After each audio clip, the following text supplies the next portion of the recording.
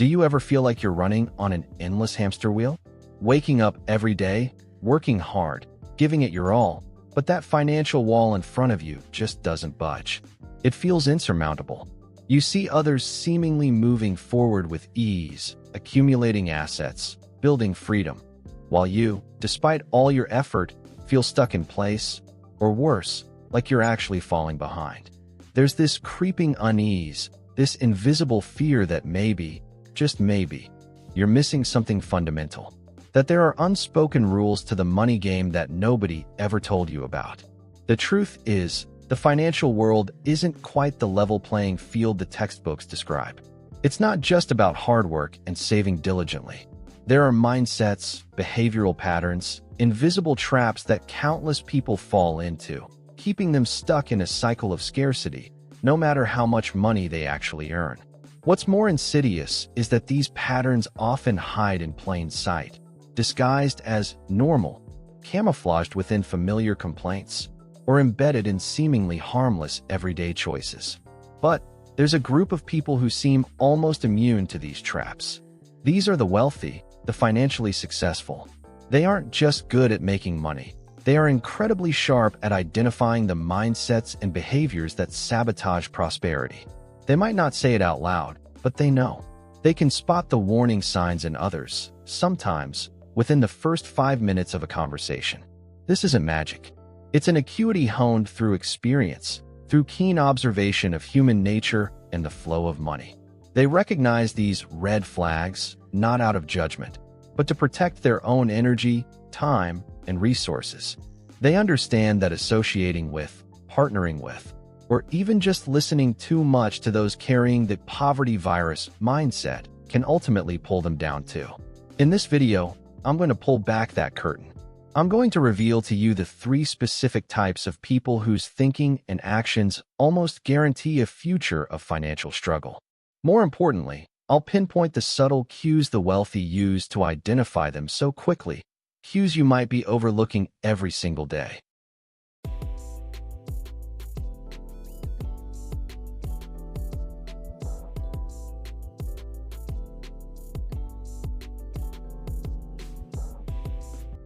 Now, this isn't a video designed for you to go out and judge others. The purpose is far deeper. Consider this a mirror, an opportunity for honest self-reflection, to identify if any ghosts of these patterns are lurking within your own thoughts and actions. Because awareness is the absolute first step towards change. And change, even small shifts, can make a monumental difference on your financial path. Prepare yourself. What you're about to hear might not be comfortable. It might challenge some of your long-held beliefs about money and success. But if you genuinely desire to break free from that cycle, if you truly want to understand why some people seem to glide forward while others struggle, then this is the knowledge you need. Let's begin with the first type. Someone you encounter daily, everywhere. They could be colleagues, friends, maybe even family members. And sometimes, in moments of weakness, they might even be you. This first person, let's call them the perpetual victim. Sounds harsh, doesn't it? But let's be brutally honest for a moment. Do you know someone for whom everything that happens to them is always someone else's fault? The terrible boss, the unfair company, the incompetent government, the sluggish economy, the unsupportive family, the backstabbing friends, the bad weather. The list is seemingly endless. Their life is presented as a series of unfortunate events, unsolicited misfortunes, and they are always at the dramatic center, but perpetually as a passive recipient of bad luck. When you talk to them, the conversation inevitably circles back to what others did wrong, how external factors held them back. They sigh, they shake their heads, they lament the unfairness of it all. Their tone is often tinged with bitterness, helplessness, and sometimes a heavy dose of self-pity. If it weren't for, why does this always happen to me? These are their familiar refrains. The wealthy spot this type almost instantly. Why? Because language is a window to the soul, and the language of the perpetual victim is saturated with a lack of personal responsibility. They focus 100% on the problem, on what they cannot control, instead of dedicating even 1% of their energy towards a solution, towards what they can influence, no matter how small it seems. The victim mentality is poison to financial growth. It paralyzes action. Why bother trying if the whole world is against you? Why learn or adapt if the fault always lies elsewhere? It creates a negative energy field that repels opportunities and potential allies. Who wants to go into business with someone who constantly deflects blame? Who wants to invest in an idea when the founder already has their excuses lined up for potential failure? The wealthy understand that success, especially financial success, requires an extremely high degree of autonomy and accountability. They face setbacks too. They encounter obstacles, but their response is fundamentally different. Instead of asking, "Why me?" they ask, "What can I learn from this?" Or "What can I do differently?" They focus on their circle of influence, on the concrete actions they can take to improve the situation, even if those actions seem minor at first. Just by listening for 5 minutes, someone with a prosperity mindset can feel this difference. They don't just hear what you say, they hear how you say it. They sense the underlying energy. A person who consistently complains, blames, and focuses on roadblocks instead of pathways, that's a huge red flag. It signals someone unwilling to take ownership of their life, and therefore, extremely unlikely to build sustainable wealth. Ask yourself honestly, when you face a setback, what's your first reaction? Do you instinctively look for solutions, however small, or do you immediately search for someone or something to blame? The truthful answer to that question might reveal more about your future financial trajectory than you think. And that's just the first type. Let's delve deeper into the second type, someone who might look entirely different on the surface, but often shares the same bleak financial destination.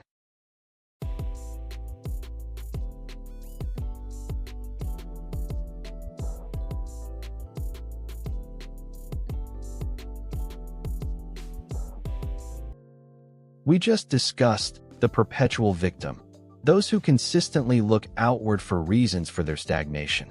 They're trapped by a mindset of blame and a lack of personal responsibility. The wealthy recognize them through their negative language and focus on problems over solutions. But that's only one piece of the larger puzzle of wealth-blocking patterns. Now, let's shift to the second type. This person can look very different. They aren't necessarily complaining or blaming. In fact, they might seem quite cheerful, enjoying life, always sporting the latest gadgets, taking the most exciting trips. On the surface, they seem fine. But beneath that glossy veneer, another financial trap lies waiting. We'll call them the instant gratification seeker. These are the people who live for the moment, but in a way that systematically destroys their financial future.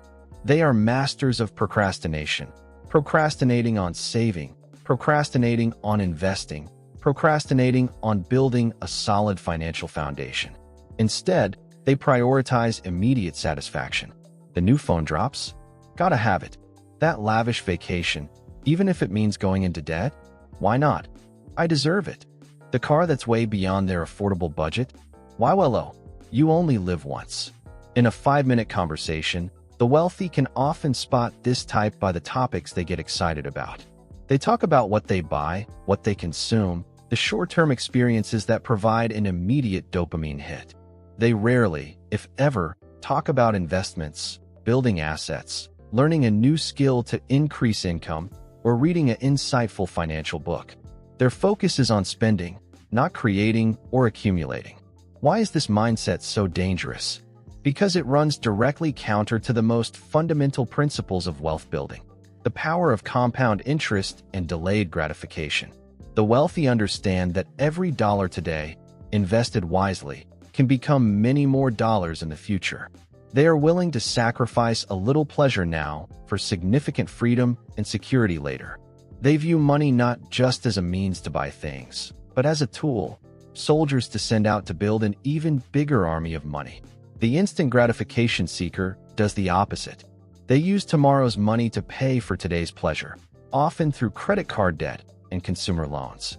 Compound interest isn't working for them, it's working against them. They get trapped in a vicious cycle. Earn money dash, spend it all, or more, dash, work even harder just to pay off the debt and maintain the lifestyle. They might look affluent, but in reality, they are digging themselves into an ever-deepening financial hole.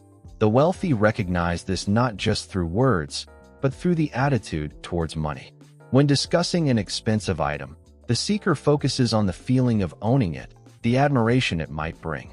The wealth-minded individual considers the opportunity cost. What could this same amount of money generate if invested over the next 5, 10 years?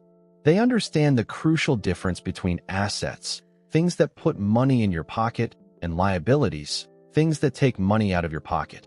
And they see clearly that the instant gratification seeker is accumulating liabilities at an alarming rate. Do you see yourself in this description? Do you often shop to relieve stress? Do you justify large expenditures with phrases like, "I work hard, I deserve it"? Do you feel pressured to keep up with friends regarding cars, homes, vacations? Is the prioritization of short-term pleasure silently sabotaging your long-term plans? Recognizing this tendency in yourself is crucial. It doesn't mean you can never enjoy life, but it demands balance, awareness, and a certain discipline to ensure that today's fun isn't paid for with tomorrow's anxiety.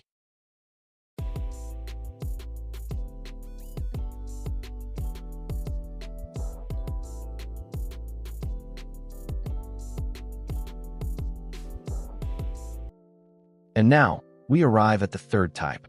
This one is perhaps the trickiest to identify, and possibly the most dangerous to themselves. They aren't necessarily negative like the perpetual victim, nor overtly wasteful like the instant gratification seeker. They can appear very intelligent, very knowledgeable, but there's an invisible wall holding them back. This is the know-it-all who doesn't act. These are the individuals who seem to have an answer for everything. They read a lot, listen to podcasts, talk extensively about success, business, investing. They can quote billionaires, analyze market trends, offer advice to others. In conversation, they come across as confident, well-informed. You might even be impressed by their apparent knowledge. But look at their actual results. More often than not, their financial reality doesn't reflect the expertise they project. They know what they should do, but they simply don't do it. Or worse, they dismiss new advice or opportunities with justifications that sound perfectly logical on the surface. "Oh, that strategy doesn't work here in the US, Canada. I know about that, but it's too risky, too complicated not for someone like me. My friend tried that and failed." The wealthy recognize this type through a subtle but critical sign: a lack of genuine curiosity and a defensive posture when faced with new information or differing opinions. When you share a business idea, an investment opportunity, or even just a good book, instead of asking questions to learn more, "Oh, that's interesting. How does that work? Can you share more about your experience?" They often immediately rebut, point out the potential flaws, or assert that they already know all about that. They talk far more than they listen. They'd rather prove themselves right than learn something new. Why is this a pattern that leads to stagnation? Because the world is constantly changing. Today's knowledge can be obsolete tomorrow. The most successful people are lifelong learners. They possess an open mindset, the humility to admit they don't know everything. They actively seek out new information, experiment with different approaches, and most importantly, they take action based on what they learn. They aren't afraid of making mistakes because they view them as tuition fees for valuable lessons. The know-it-all, conversely, is hindered by ego, a fear of being proven wrong, or perhaps simple inaction hidden behind an intellectual facade. Their knowledge remains purely theoretical, untested by reality. They become sideline commentators on the game of finance, rather than active players on the field. They get stuck in the comfort zone of their existing knowledge, however incomplete, and consequently miss countless opportunities for real growth. The wealthy spot this difference within minutes. They look for people who are eager to learn, willing to try and fail, who ask intelligent questions rather than making definitive statements without backing. They know that knowledge without action is utterly worthless. Someone who consistently finds reasons not to do something, despite knowing what should be done, is unlikely to ever achieve financial liftoff. Are you quick to dismiss new ideas before truly exploring them? Do you feel a twinge of resentment when someone succeeds in an area you thought you knew well? Do you spend more time talking about what needs to be done than actually doing it? Being honest here could be the key that unlocks your next level. 3 types of people. 3 patterns of thought and action. The perpetual victim, the instant gratification seeker, and the know-it-all who doesn't act. They appear different, but they share a common denominator. They impede the growth, responsibility, and action essential for building prosperity. Recognizing them in others is a useful skill, but recognizing them in yourself, that's where the real transformation begins.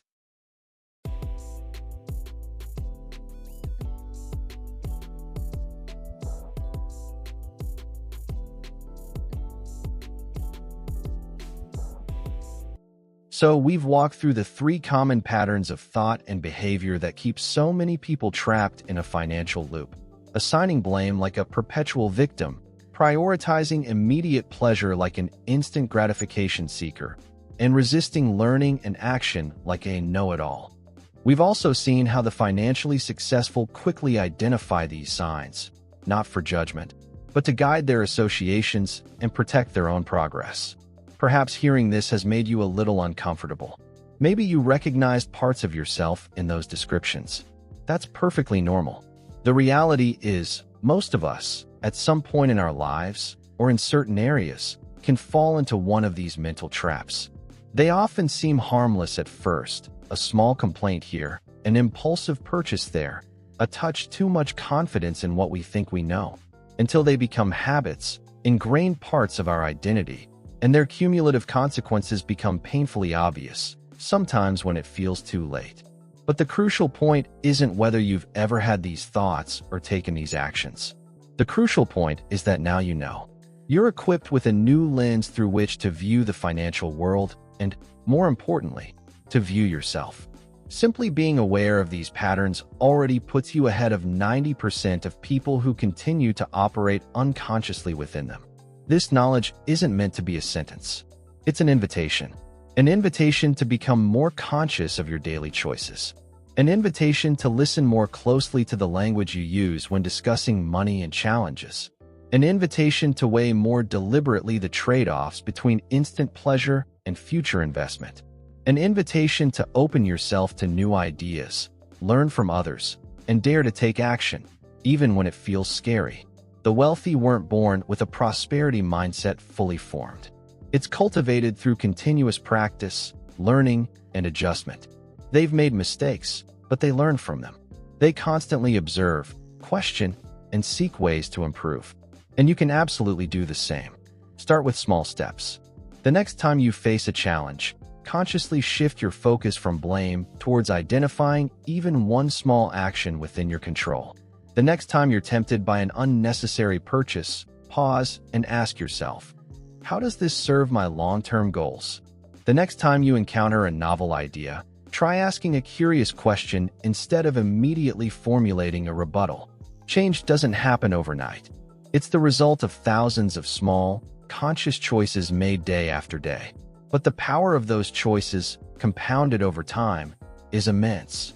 The financial world can seem complex, but the core principles for escaping scarcity and building wealth are often remarkably simple, though not necessarily easy. They require honesty with oneself, discipline, and an unwavering commitment to lifelong learning and growth. This video isn't intended to give you a get-rich-quick formula. Such things don't truly exist. Its purpose is to help you identify the biggest roadblocks holding you back, roadblocks that often reside within your own mindset. Because once you remove these internal barriers, the path to financial freedom becomes significantly clearer. The real question now isn't just how to spot these patterns in others, but how to recognize and root out any traces of them in your own life. What will you do with this new awareness? If this resonates with you, if it's given you food for thought, or if you feel ready to explore more of the sometimes uncomfortable truths about money and success, consider subscribing to the channel. This is a space where we'll continue to peel back the layers of conventional financial thinking to get to the principles that actually move the needle. We don't sell hype. We share insights that can help you reshape your financial future. Remember, awareness is the first step. Conscious action is the next. The path ahead may have its challenges, but with the right understanding, you absolutely have the power to create the change you desire. Thank you for your time and attention. I'll see you in the next one.